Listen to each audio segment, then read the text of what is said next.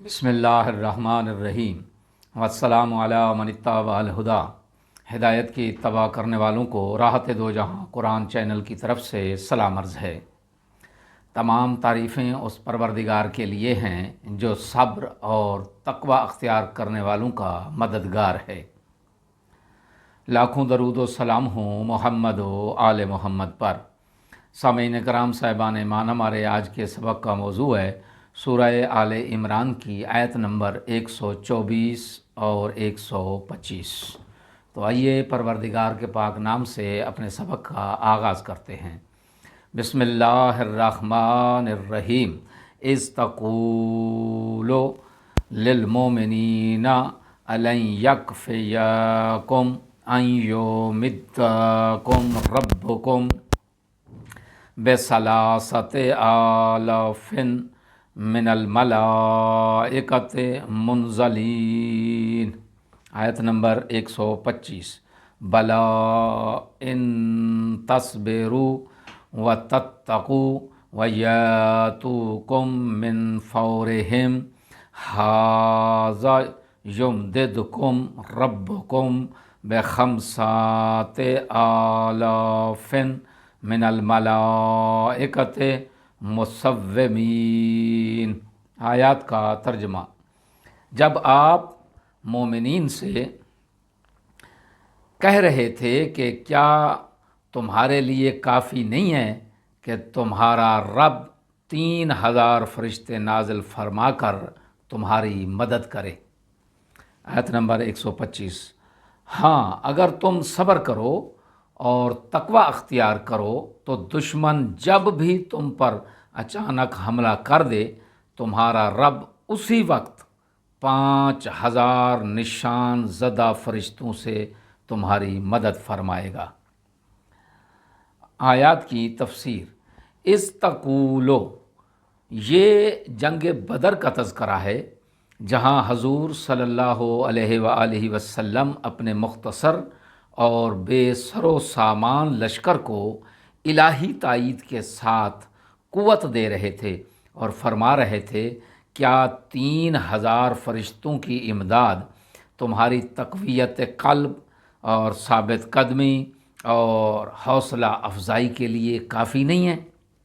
ये आयत सूरह अनफाल की आयत नंबर 9 के मनाफी नहीं है, जहाँ पे कुछ इस तरह का हुक्म है कि अल्लाह ने तुम्हारी सुन ली है और फरमाया मैं यके बाद दीगरे आने वाले 1000 फरिश्तों से तुम्हारी मदद फरमाऊँगा। यहाँ 3000 मुनज़लीन का ज़िक्र है, जबकि सूरह अनफाल की इस आयत में 1000 मुर्दफ़ीन का ज़िक्र है, यानी ऐसे फ़रिश्ते जो दूसरे फ़रिश्तों को अपने पीछे लाते हैं। गोया ये 1000 फरिश्ते हरावल दस्ते के तौर पर थे। बला इन तस्बिरु व तत्तकू, मज़ीद गैबी तायीद का तज़करा मशरूत तौर पर यूँ फरमाया कि अगर तुम सब्र करो और तकवा अख्तियार करो और नागहानी हालत से अगर तुम दो चार हो जाओ, यानी अगर वो तुम पर अचानक हमला कर दें और तुम्हें गैबी इमदाद के अलावा और कोई रास्ता न मिल सके, किसी किस्म की कोई सबील न हो, तो अल्लाह 5000 फरिश्तों से तुम्हारी मदद फरमा सकता है। ये फरिश्ते भी कोई आम फरिश्ते नहीं होंगे, बल्कि ख़ास निशानियों वाले अज़ीमुल मर्तबत फरिश्ते होंगे।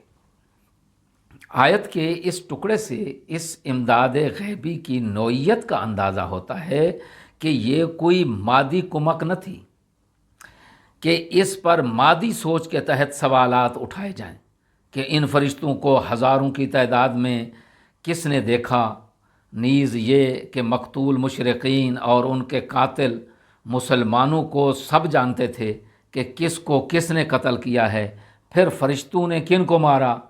एक सवाल है ना। नीज़ कुमक के लिए एक फरिश्ता भी काफ़ी था जो सब काफरों को ताहुबाला कर देता और कर सकता था। हज़ारों की क्या ज़रूरत थी।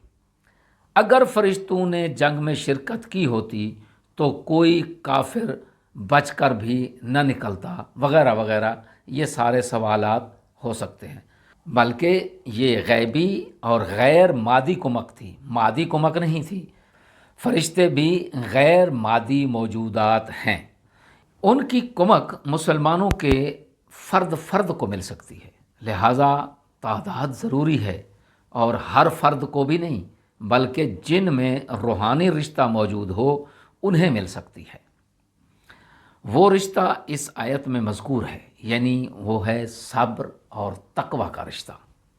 ان دو روحانی شرائط کی موجودگی میں روحانی مخلوقات کی کمک کا اہل بنا جا سکتا ہے۔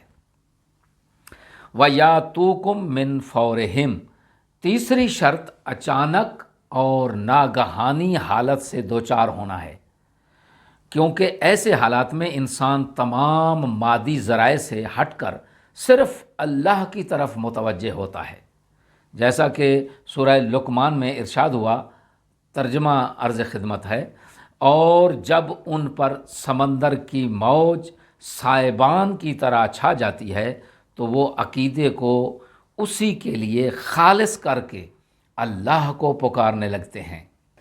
ان حالات میں مسلمانوں کے دلوں میں فرشتوں کا نزول ہو سکتا ہے۔ دوسرے لفظوں میں ان روحانی موجودات کے اترنے کے لیے روحانی جائے استقرار درکار ہوتی ہے، جو کہ پہلے شرائط کے تحت فراہم ہو سکتی ہیں، یعنی جو پہلے شرائط بیان کی گئی ہیں، جن میں پہلی شرط ہے صبر اور دوسری شرط ہے تقوی۔ اگر یہ دونوں شرائط پائی جائیں تو یہ روحانی امداد فراہم ہو سکتی ہے۔ آیت میں بیان ہونے والے اہم نکات، پہلا نکتہ یہ ہے کہ غیبی امداد کا اہل بننے کے لیے اپنے اندر استحقاق پیدا کرنا ضروری ہے۔ دوسرا نکتہ یہ ہے کہ صبر اور تقوی کے بغیر معنوی اور روحانی تکامل ممکن ہی نہیں۔ تیسرا نکتہ اس میں یہ ہے کہ اپنی بساط کے مطابق تیار رہنے کے بعد اگر کوئی بڑی مصیبت اچانک آ پڑے تو اللہ کی نصرت یقیناً شامل حال ہوتی ہے۔ چوتھا نکتہ یہ ہے کہ روحانی تقویت میسر ہو تو مادی کمزوری موجب شکست نہیں ہو سکتی۔ آخر میں دعا ہے کہ خداوند قدوس ہمیں صبر اور تقوی، ان دونوں روحانی شرائط کی توفیق عظیمہ عنایت فرمائے تاکہ ان کی موجودگی میں روحانی مخلوقات کی کمک کے ہم اہل بن سکیں۔ وآخر دعوانا ان الحمد للہ رب العالمین۔